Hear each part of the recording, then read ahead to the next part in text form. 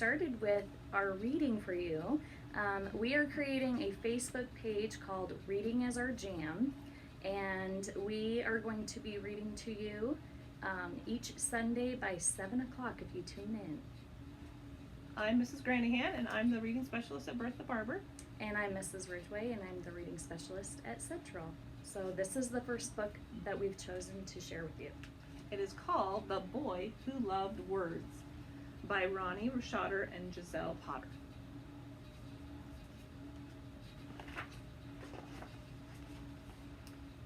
There are in this world people who are born collectors.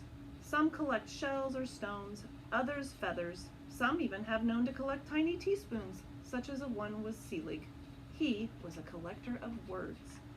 Selig loved everything about words, the sound of them in his ears, tintinnabulating, the taste of them on his tongue, tantalizing, the thought of them when they percolated in his brain, stirring, and most especially the feel of them when they moved his heart, mum.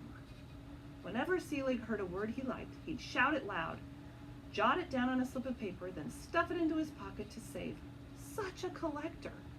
Selig's pockets positively brimmed with words. He stuffed new ones inside his shirt, down his socks, up his sleeves, under his hat.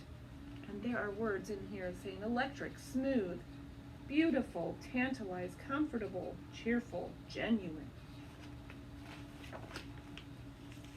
While other children busied themselves with bats, nets, and all manner of balls, Selig stayed on the outskirts, always on the periphery, listening and collecting delicious words. Let's see. And here's Selig out here collecting words. His father, a practical man who sold sturdy shoes for a living, wondered what good could possibly come from a son with such a strange predilection. Excuse me. His mother, a large, lovely woman from the old country, worried, could her beautiful boy find happiness? Waving her arms in the air, she was a windmill of worry.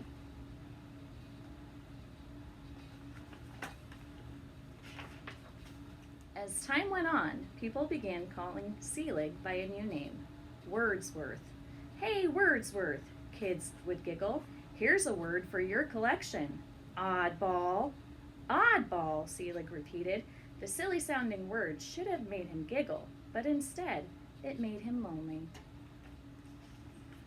So here's Wordsworth. He's kind of sad about that. One night, Selig had a dream. Alone in front of an unusual emporium, he encountered an oversized amphora. Curious, Selig gave it a tap. Swoosh! Out popped a swarthy, swirling man. Gin! Selig exclaimed. Then genie, he shouted, enjoying the tang of tasty new words. What you want? The genie asked.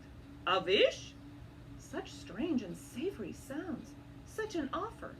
At a loss for words, Selig suddenly knew his wish. It was for an answer. Is it true? Am I really an oddball? Oddball? You are Wordsworth, a lover of birds. Already you have what people search their whole life for, an enthusiasm, a passion. What you need now is a purpose, a mission. Then without word of warning, the genie disappeared. Selig awakened from his dream. Lickety-split, he packed a rucksack with a pillow and blanket, apples, honey, cream soda, and his entire collection of words. He knew exactly what he had to do. Selig took to the road, determined to find his purpose. There's the genie giving him all kinds of things.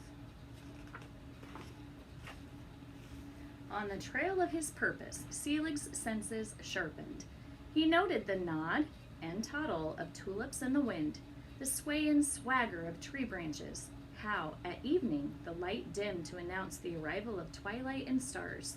Dusk, Selig noted, adding that short and enchanting word to his collection. So here's Wordsworth traveling.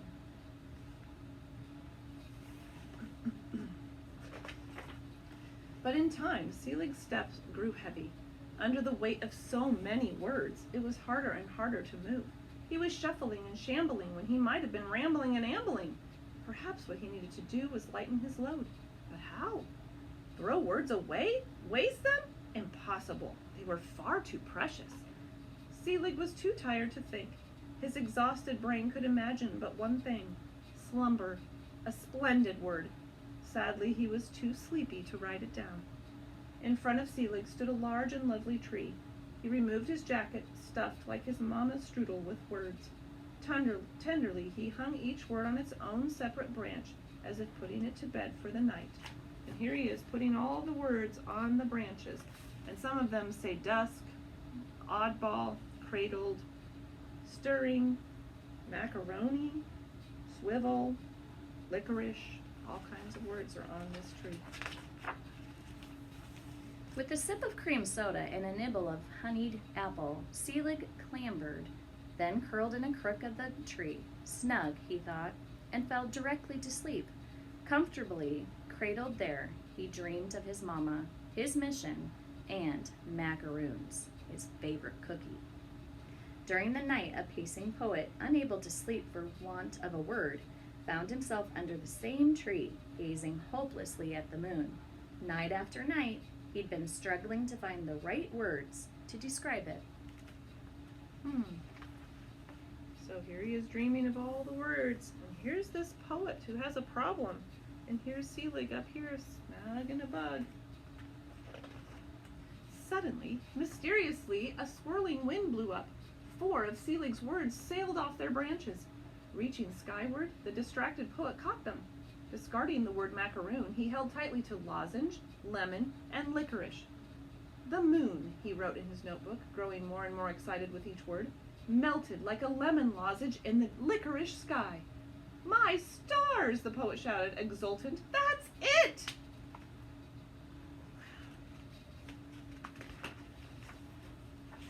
The following morning, Selig awoke to what could only be called a rhapsody of birds and words. The poet was reading his newest poem aloud, a poem, chock-a-block, with Selig's words.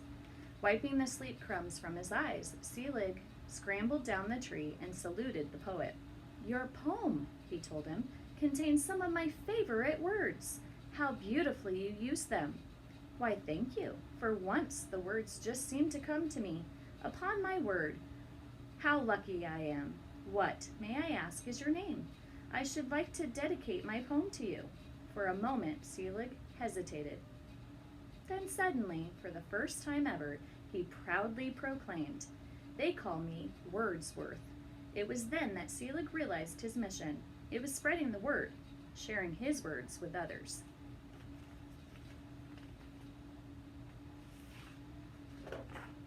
From that day forth, Selig's steps were light and filled with purpose. Ever the collector, he added new words as it pleased him. But now, whenever he felt word heavy, he discovered the ideal places to sprinkle, disperse, and broadcast them.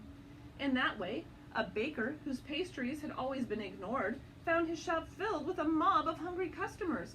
When the baker's back was turned, Selig, on a macaroon break, had tossed some of his favorite words into the air. Crispy and crunchy landed next to the crumpets. Scrumptious fell against a loaf of pumpernickel. Luscious leaned against a layer cake. "Upon my word, how lucky I am!" the baker exclaimed when he turned back and saw his voracious new customers. So look what Selig's been able to do. Neighbors realized they were bickering when the words fuss, hubbub, and jibber-jabber rained down on them and stopped their fighting. Selig watched them grow still and gazed kindly upon one another after he cast hush, harmony, and chum in their direction.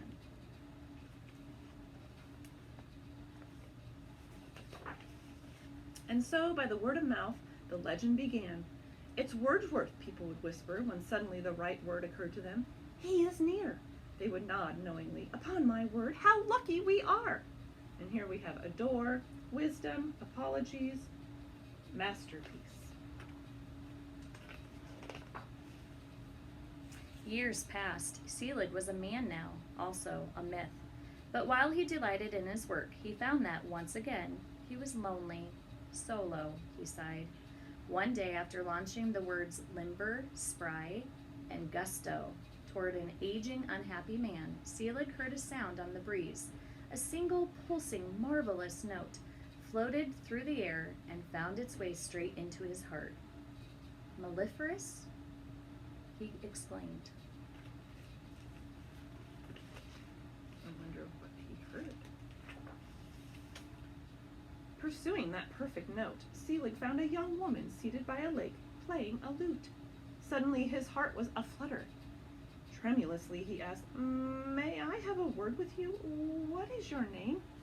"They call me Melody," the woman sang out. The music of her voice, combined with the charm of her words, was, to Selig, the sweetest of all songs. It was love at first listen. Together they journeyed back to Selig's hometown, to his mother and father. What a reunion! How his mother smiled when she saw them. Worried that they looked thin, she cooked Selig's favorite foods: brisket, dumplings, plum crumble, strudel, and, of course, macaroons. To comfort their tired feet, Selig's father cobbled the couple his sturdiest shoes. And here he has made shoes for them. That's what a cobbler does. He's cobbled something. Rested and restored, Selig resumed his life's work, joyfully gathering and scattering words in the wind. Since then, word by word, legends or legions of lucky people have discovered and delighted in them. You too may find yourself lucky if one day, while you are thinking or writing or simply speaking, the perfect word just seems to come to you. If so, you'll know that Selig is near. And on special days, if you feel like humming or suddenly bursting into song, you'll know that Melody is with him. Upon my word, you may say, "How lucky I am." Here's Selig and Melody. The end. And you can probably find this book in my room, and I can always lend it to Mrs. Ridgway if anybody wants to borrow it at Central. I love it. Thanks for Thanks visiting. for listening.